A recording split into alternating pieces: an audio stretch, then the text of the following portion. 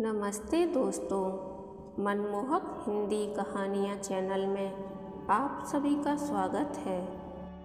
आज की हमारी कहानी है प्रेम और त्याग। आपको हमारी कहानी पसंद आती है तो वीडियो को लाइक और चैनल को सब्सक्राइब जरूर कीजिएगा। यदि प्रेम का मतलब सिर्फ पा लेना होता तो हर हृदय में राधा कृष्ण का नाम नहीं होता।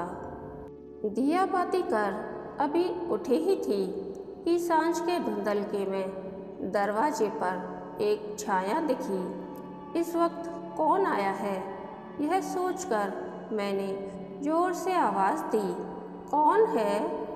मैं साहिल आंटी, कुछ गहरे स्वर में जवाब आया। साहिल? और इस वक्त? अच्छा है जो सविता के पापा घर पर नहीं हैं। यदि होते तो भारी मुश्किल हो जाती, क्योंकि साहिल को देखकर तो उनकी त्योरियां ही चढ़ जाती हैं। हाँ, भीतर आ जाओ बेटा, कहो कैसे आना हुआ? कुछ नहीं आंटी, सिर्फ यह शादी का कार्ड देने आया था। किसकी शादी है? मेरी ही है, कुछ शर्माते हुए वह बोला। अगले रविवार को शादी और सोमवार को रिसेप्शन है। आप और अंकल ज़रूर आना। आज तक हमेशा उसे शादी के लिए उत्साहित करने वाली मैं शादी का कार्ड हाथ में थामे मुँह बाई खड़ी थी। चलूँ आंटी, देर हो रही है, साहिल बोला। कई जगह कार्ड बांटने हैं। हाँ बेटा, बधाई हो, तुम शादी कर रहे हो। आएंगे, हम जरूर आएंगे, मैं जैसे सपने से जागती हुई बोली। बहुत खुश होकर कहा था यह सब, पर ऐसा लग रहा कि साहिल मेरा अपना दामाद, मेरा अपना बेटा किसी और का हो रहा है। उस पर अब मेरा कोई हक नहीं रह जाएगा। साहिल हमारी ही गली का लड़का है और मेरी बेटी सविता के साथ बचपन से स्कूल में पढ़ता था। सविता की छोटी छोटी ज़रूरतों का ख्याल करता था। पेंसिल की नोक टूटने से लेकर उसे रास्ता पार कराने और उसका होमवर्क पूरा कराने तक बचपन से ही साहिल का हमारे घर आना जाना था। बच्चों के बचपन की दोस्ती पर सविता के पापा ने कभी कोई ध्यान नहीं दिया, लेकिन जैसे ही दोनों बच्चे जवानी की ओर कदम बढ़ाने लगे, वह साहिल को देखते ही नागवा चढ़ा लेते थे। साहिल और सविता दोनों ही पापा की इस अचानक उपजी नाराज़गी का कारण समझ नहीं पाते थे।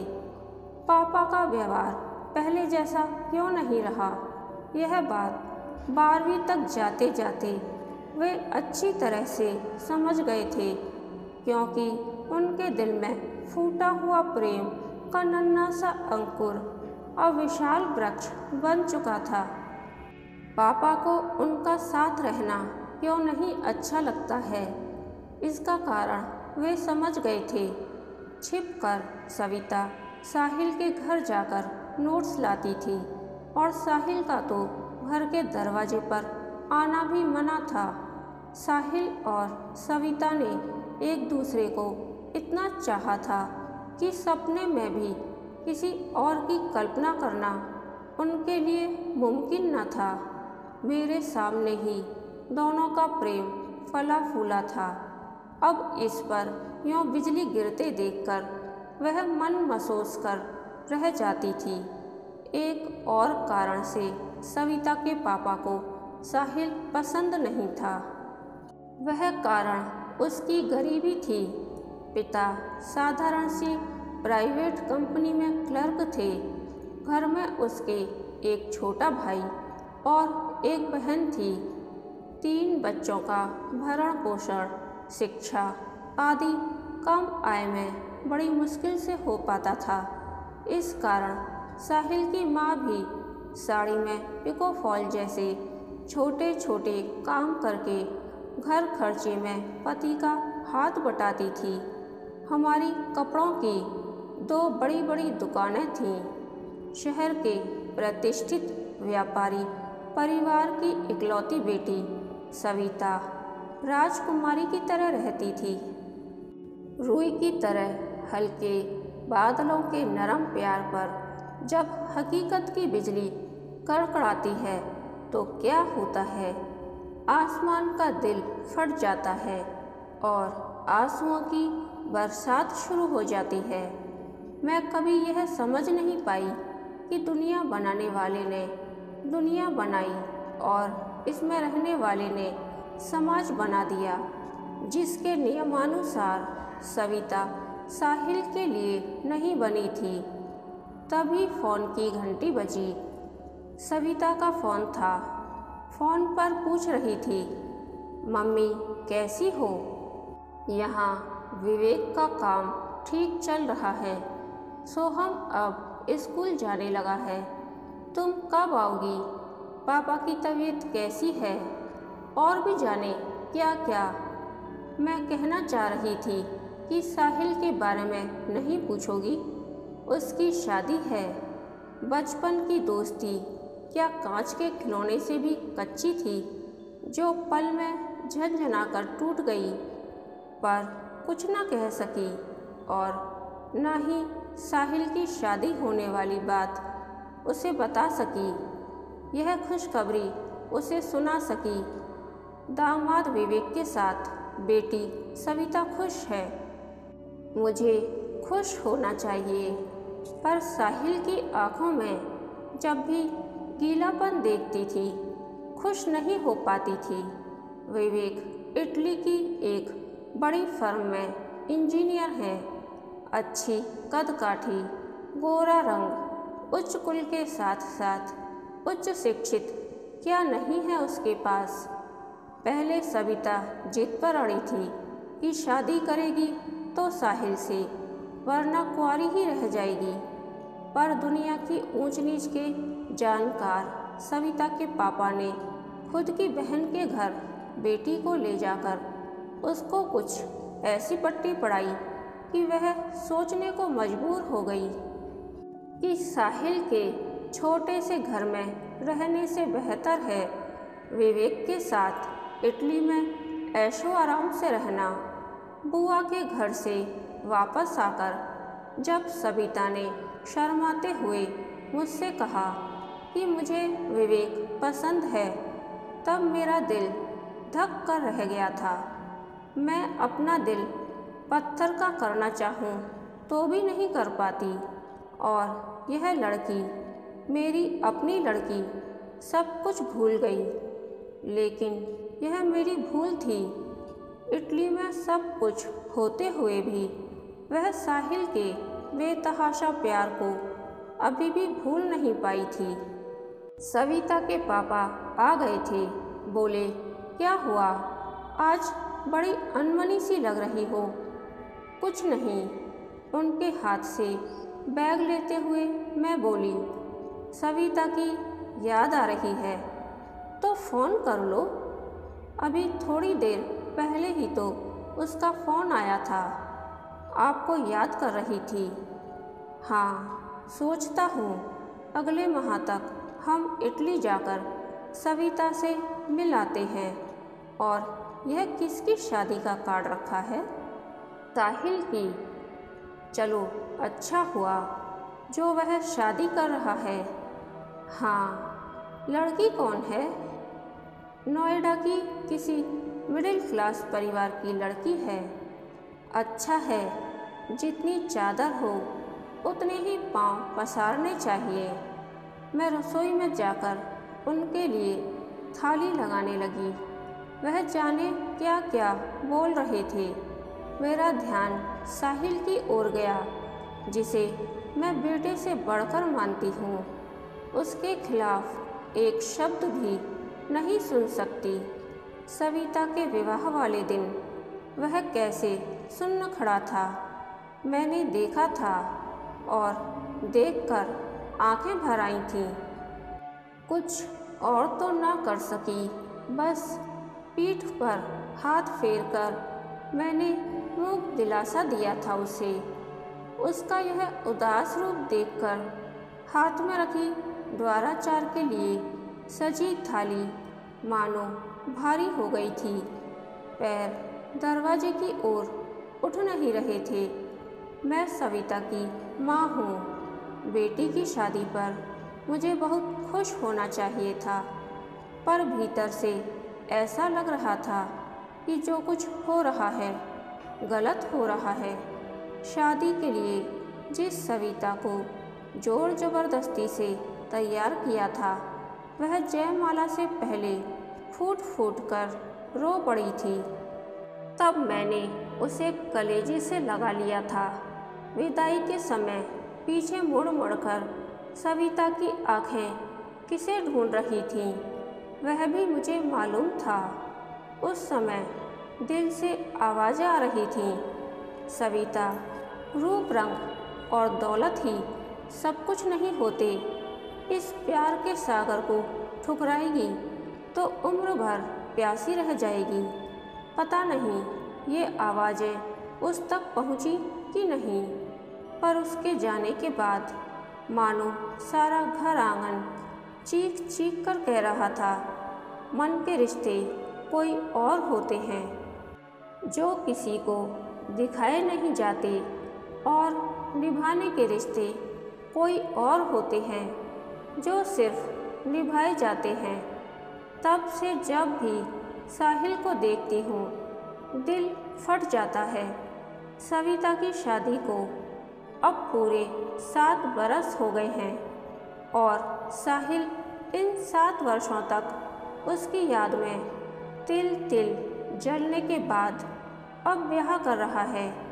कितने दिनों से उसे समझा रही थी कि अब नौकरी लग गई है बेटा, तू भी शादी कर ले, तो वह हंसकर टाल जाता था।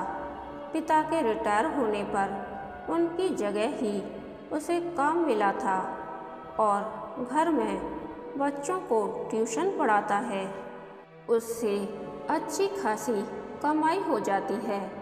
2 साल हुए उसने छोटी बहन की अच्छे घर में शादी कर दी है और भाई को इंजीनियरिंग करवा रहा है।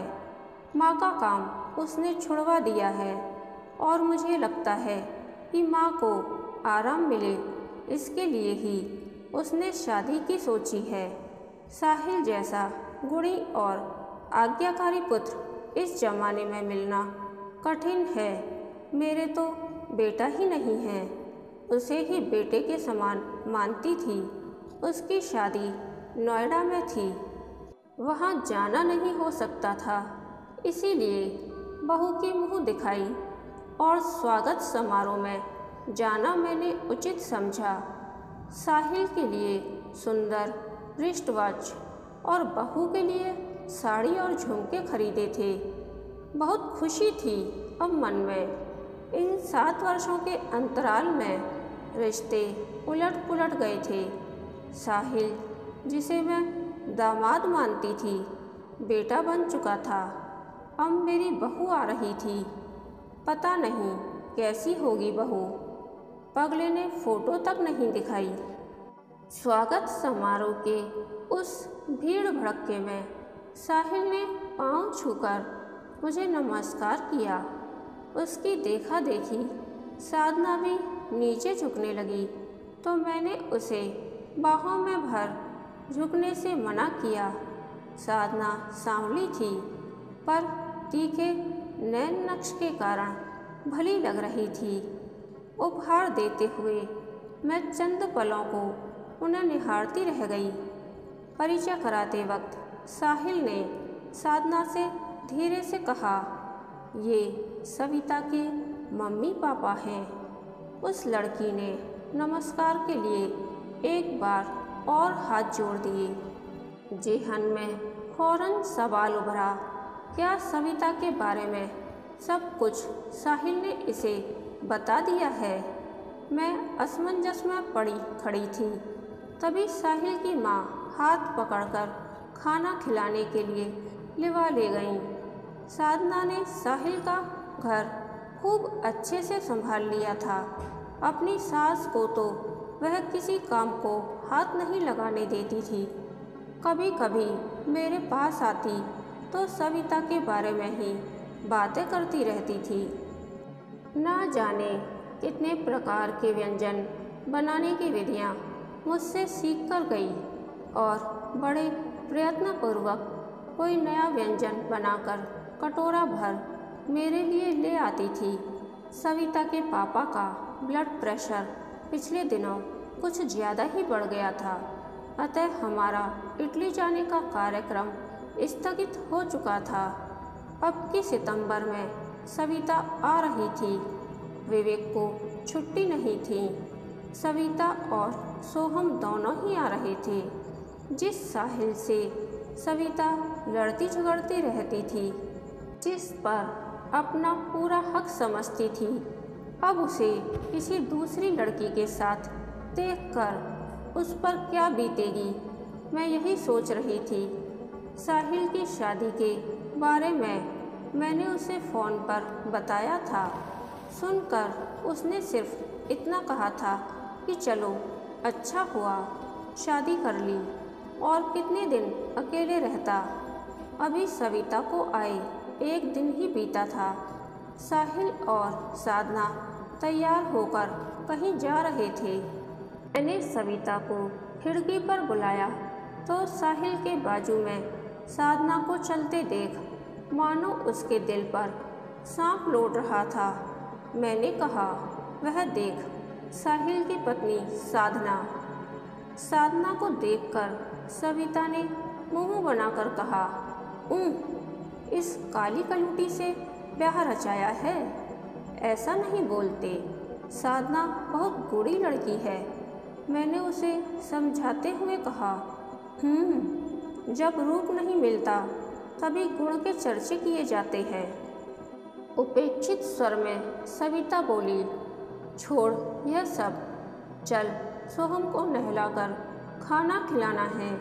मैंने उसका ध्यान इन सब बातों से हटाने के लिए कहा, पर साधना को देखने के बाद सविता अनमनी सी हो गई थी।